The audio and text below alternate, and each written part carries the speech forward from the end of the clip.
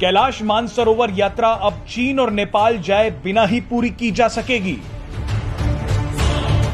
आपको यह सुनकर भले ही आश्चर्य हो, लेकिन यह सच होने जा रहा है। केंद्रीय मंत्री नितिन गडकरी ने अब एक बड़ा दावा किया है। उन्होंने संसद में कहा है कि साल 2023 के बाद कैलाश मानसरोवर की यात्रा बिना चीन और नेपाल जाए ही पूरी की जा सकेगी। अभी कैलाश मानसरोवर यात्रा का रूट चीन और नेपाल की तरफ से है। नितिन गडकरी ने यह दावा किया है कि अगले साल उत्तराखंड के पिथौरागढ़ से एक नए रूट को चालू कर दिया जाएगा।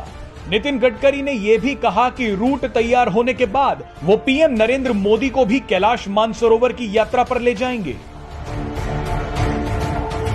जानकारी देते हुए नितिन गडकरी ने कहा कि कैलाश मानसरोवर रूट पर 85% काम पूरा हो चुका है। चीन और नेपाल के रास्ते मानसरोवर ना जाना पड़े, इसीलिए उत्तराखंड के पिथौरागढ़ से रूट तैयार किया जा रहा है।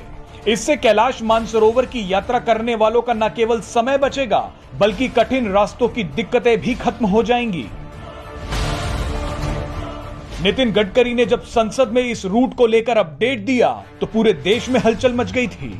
नितिन गडकरी ने यह भी कहा कि सड़क बनाने के लिए विशेष हेलीकॉप्टर और लड़ाकू विमानों के जरिए -5 डिग्री सेल्सियस तापमान वाले इलाकों में मशीनें पहुंचाई गईं।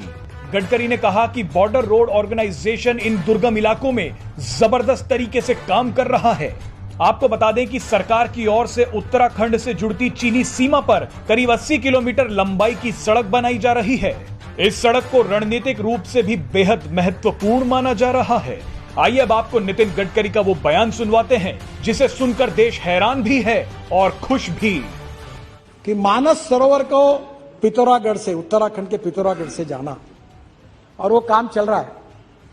विशेष फाइटर जेट हेलीकॉप्टर को यूज करके वहां मशीन पहुंचाइए। -5 degree, -3 degree. अब बीआरओ का काम केवल बाकी है। 85% रोड पूरा हुआ है। अब मैं बोल रहा हूं उनको कि जल्दी जाना है, मुझे भी जाना है, क्योंकि मैं नेपाल से और चाइना से नहीं जाना चाहता था। तो मानस सरोवर को मैं आपको वचन देता हूं कि 2023 दिसंबर के बाद हिंदुस्तान के लोग पिथौरागढ़ से मानस सरोवर जा सकेंगे अपने रोड, और ये रोड बन जाएगा। Presenting B News app available on Google Play and App Store. Download it now.